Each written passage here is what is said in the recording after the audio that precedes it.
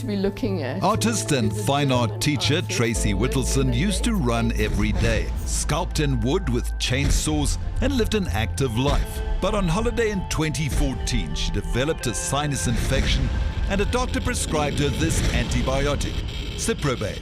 You'd only taken 3 tablets. Yes, only 3 tablets. Ciprobay belongs to a class of antibiotics called fluoroquinolones that work differently to other antibiotics. They target the mitochondrial DNA of the bacteria. Only there's a catch. In some people there's an overlap and it damages their own mitochondrial DNA. 5 years on, Tracy's still battling with the long-term side effects. The warning I think that's needed is that the doctors cannot do anything. So when it says on the package insert, if you react, contact your doctor. Yeah. The doctor has no treatment, no antidote, no plan. He just goes, oh gee, you're so unlucky. This is very unlucky. You 1 in 100,000 or whatever. The compound of Ciprobay is ciprofloxacin. Bayer, who makes Ciprobay, say that less than 1% of their patients experience side effects. I came back to Joburg because I was away on holiday at the time and saw my GP here, and she's an athlete, and she said, you're in real trouble. Out of however many bad reactions you can have, you've probably got 5, and you need to get off your feet and off work.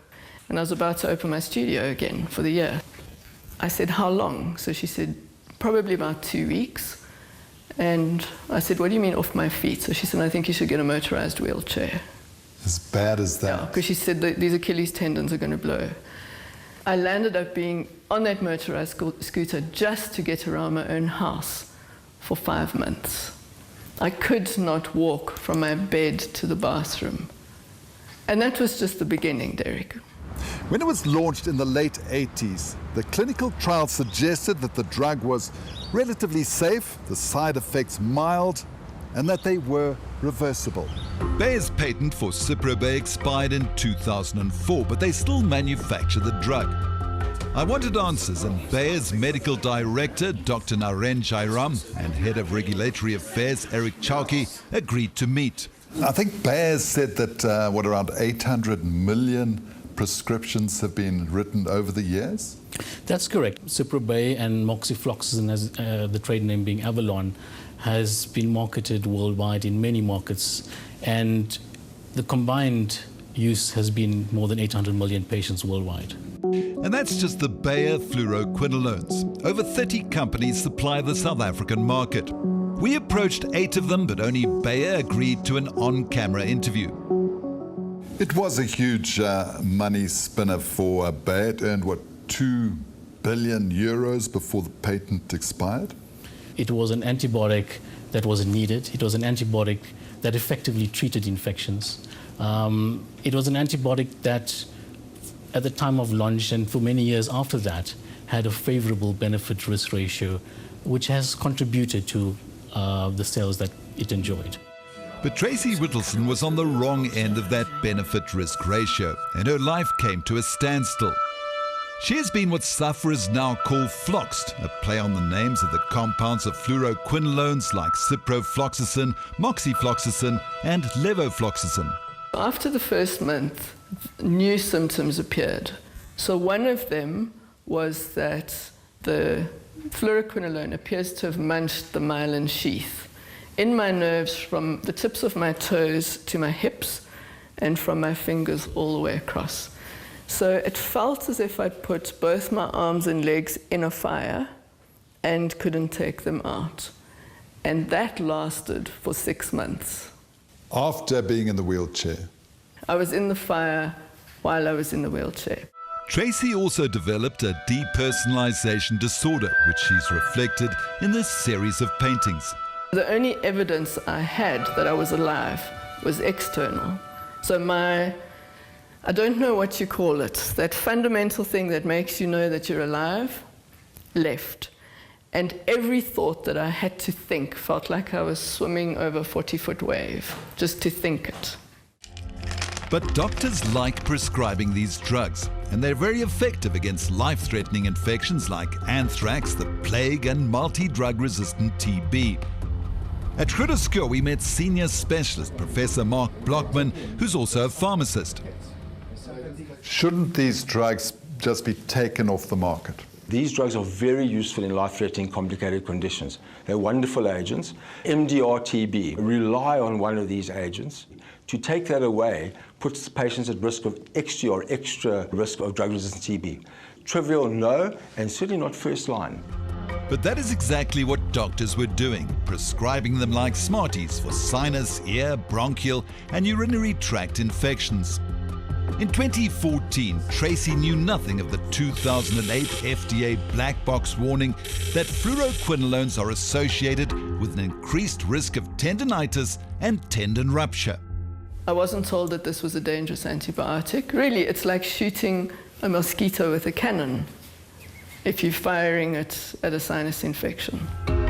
Then in 2016, another warning from the FDA. Fluoroquinolones are associated with disabling and potentially permanent serious side effects that can occur together. And importantly, that the risks outweighed the benefits for simple infections like sinusitis, UTIs, and bronchitis. Let's look at what has happened from 2016 to 2018. FDA warns about disabling side effects that can occur. Low blood sugar levels and mental health side effects, mental health. Then ruptures or tears in the aorta, blood vessel. These safety concerns are not new safety concerns. These were safety or adverse events that were well documented in the literature. But Naren, if they were well documented, why weren't you taking these steps as a pharmaceutical company and warning doctors at least not to prescribe for conditions that were not that serious? From a Bayer perspective, we always advocated or supported responsible use of antibiotics. In what way? So we always advocated that, the fluoroquinolone should not be used as a first-line treatment. But Naren, that's not true. I mean, millions of prescriptions are still being made out in America, in Europe, in South Africa. But so the message isn't getting through. So I think because these aren't all for life-threatening conditions. But at the same time, we also need to take into account the millions of patients whose lives have been saved with these antibiotics. So for millions of patients that present with severe infections, these antibiotics have saved lives and even changed lives. Adcock Ingram also makes these drugs. In a written response to Carte Blanche, they say they've received no adverse reports about fluoroquinolones. They support the recent warnings about the drug and send safety information to healthcare professionals and pharmacists. Fluoroquinolone products have been successful in treating bacterial infections for many years, and the new data helps weigh the benefits and risks of the drug. There's a common theme running through the stories of those affected. They're shocked by the pain and disability that takes over their lives, and after taking the drug, they're never the same again. How can you be? It changes your DNA, your RNA. You change a person internally on a cellular level. How can it be the same? You are a mutant. Gerald Ludwinski is a geologist and biochemist. Once a mining engineer, he now works in the wine industry. In 2016, he was prescribed 3 courses of these antibiotics for an ear infection. With no warning, coupled with doctors' ignorance, he was brought to the edge of his pain threshold.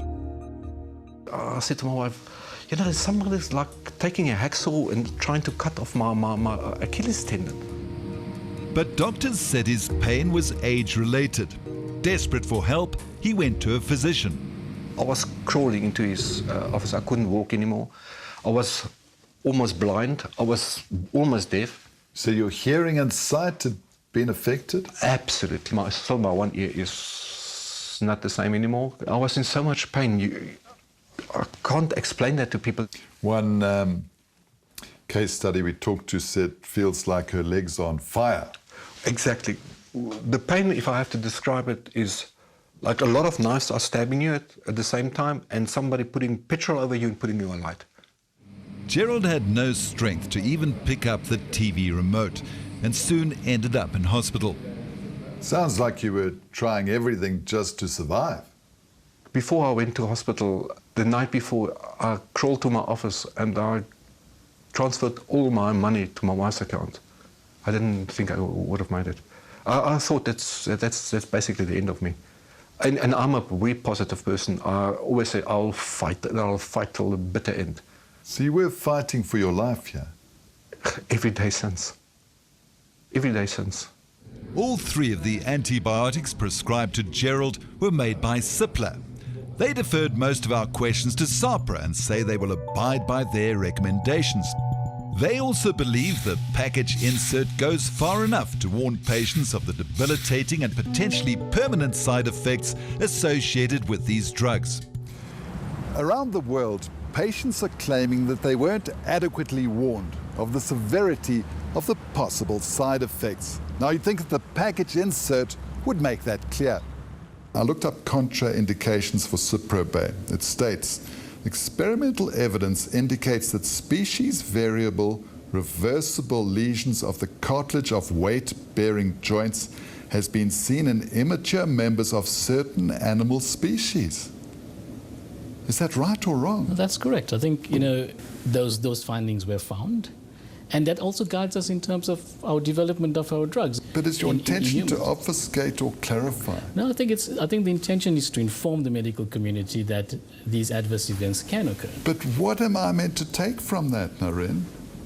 Couldn't you just say, look, you could snap your Achilles tendon if you take this drug? Look, I think our prescribing information that you're referring to is information that has been approved by regulatory authorities. Is that an excuse? No, it's not. We comply with the requirements of our regulatory authorities. By 2018, the revelations of the Flox network could no longer be ignored. And Germany requested the European Medicines Agency to review the side effects of these antibiotics. That took place in London last year, where the Safety Committee of the European Medicines Agency heard the stories of doctors, pharmacists and support groups representing thousands of people damaged by fluoroquinolones. Bayer apologized but defended their drug. I want to express to those of you who shared your stories today how deeply sorry I am for the experiences you've had. Also at the hearing was South African Debbie Kinraid, patient turned activist who now lives in the UK. She first took the antibiotics in 2012 and told me her story before she flew back home. So Debbie, briefly go through your story since taking those tablets. How's it affected you? The first part was mainly tendons. Started obviously my feet and my Achilles. Moved to my shoulders very briskly. Found it very difficult to breathe. It was impossible to lie down, to sleep. Just generally difficult to move. Really intense pain everywhere in my body. Then I developed severe headaches. I was unable to eat. And then it started to cross the brain barrier. So my cognitive functioning started to be affected. My vision got very, very poor. My concentration was bad. I was unable to read for almost 3 years properly. My hearing became very acute. I lost my sense of taste, insomnia, just a general inability to cope with any kind of stress. I lost my peripheral vision. I found it extremely difficult to drive. I lost my confidence because I had all these things going on, and I started to feel as though I had some kind of dreadful brain issue. And also because this was happening so rapidly, sorry, it makes me emotional, it's very difficult. Because it was happening so rapidly, and I was so bewildered, I didn't tell anybody. I felt kind of ashamed that my brain was letting me down. So I kind of hid it as much as I could, even from my husband. Debbie says she wouldn't have survived without the support of her husband and family. But after 2 years with little change in her condition, she made a radical decision. I had really decided that if I didn't find a way forward in the next couple of months, that I would actually commit suicide. Because I could not live with the way my life had become so small and so scary, and I had such a fear for the future. Sheer determination, 7 years and thousands spent on treatment has helped her retrieve 90% of her abilities. She's also dedicated much of her time to research and helping others through support groups. What was the common thread running through these support groups?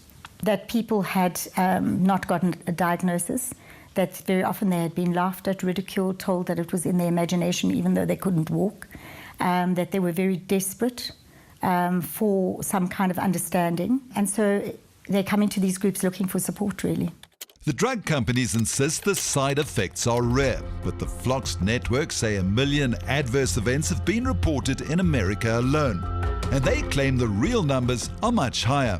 Yeah, they keep talking about rare, but we hear figures from Bayer saying 1% could be affected. Well, on 800 million, that's 8 million people. It's becoming increasingly obvious from the amount of investigation that various governments and countries have done that it's not rare. Otherwise, they wouldn't take the kind of steps that they've taken to mitigate against these drugs. But if Bayer and the other big pharma companies knew about the severity of the side effects, were they adequately warning the doctors? Bayer's head of regulatory affairs, Eric Chauke, says they were. Now, Naren says there's proof that you've advised practitioners only to prescribe the drug where there's no alternative. Have you got that proof? Yes, we've got some of those information. So this is a very general one, and this is to patients, but it doesn't have products. But Eric, there's a huge difference between this ABC of antibiotics and these dire warnings from the FDA. That's just one of the communications that we would send out there. I'm not seeing a warning, Eric. Can you show me something that says this can have dreadful side effects that can leave you virtually this is crippled? what we communicate to doctors. Just as an example, musculoskeletal complications of fluoroquinolones. 2 months ago, the European Medicines Agency said they would be recommending restrictions on the use of these antibiotics. Here, the European Medicines Agency talks about disabling and potentially permanent side effects. A lot of the evidence is pointing towards the fact that it's prolonged side effects as opposed to permanent. Well, it ends when you die, I guess. No, it can vary from patient to patient. Yeah, but either way, potentially permanent or prolonged, that's not good, is it? Well, look, I think, once again, these adverse events that you're referring to are known. They are known. And from a Bayer perspective, we express deep sadness to patients that experience this. But fortunately, that the benefit still outweighs the risks. So sorry for you if you're part of those hundreds of thousands that have been terribly affected. Once again, it's of utmost importance as well that these products or these antibiotics are used appropriately and responsibly so as to minimize the adverse events that can occur in patients. As chair of the Pharmacovigilance Committee of our own regulatory body, SAHPRA, Professor Blockman co-authored the local warning after the European Medicines Agency recommendations. Is SAHPRA doing enough? I think they are. Often it takes a while because you have to collaborate with the companies, and often there's going to be some arm wrestling between the companies to decide. Some say the SAHPRA warning is tame even compared to the FDA. If you look at the heading is very clear in terms of the disabling and potentially long-lasting. If all that's what you read, that's a really telling heading. That's not pulling the punches. Yeah, maybe I'm being simplistic, but can't we just send a message to doctors tomorrow? Don't prescribe these drugs unless it's life-threatening and there's no alternative. Simple as that. So I think the international regulatory authorities are making that recommendation to try to change practice behavior. Where to now? This conversation, I think, is very important. I'm hoping that patients sit up and take note. I'm hoping that doctors take an extra note. And what we'll be doing is asking the companies themselves, how are you going to get medical practitioners to come in line? You need to take some responsibility for the prescribing of your medicine as well. But those affected are on their own. Gerald's recovery started with just 20 steps. He's lost 38 kilos and much of his muscle mass. He uses exercise to keep depression at bay as he tries to rebuild his broken body. Despite the pain, he walks several hours daily. I haven't given up. I'm trying basically even things I don't even believe in, because I've tried every pain medication that's basically on the market, and even things that are not on the market. I've tried. I can't run, I can't sculpt, I can't jump. I have problems with my memory. I'm in chronic pain. You must get angry at times. No, I'm furious. I'm furious. And I keep hearing new stories, and I keep meeting people who are similarly affected.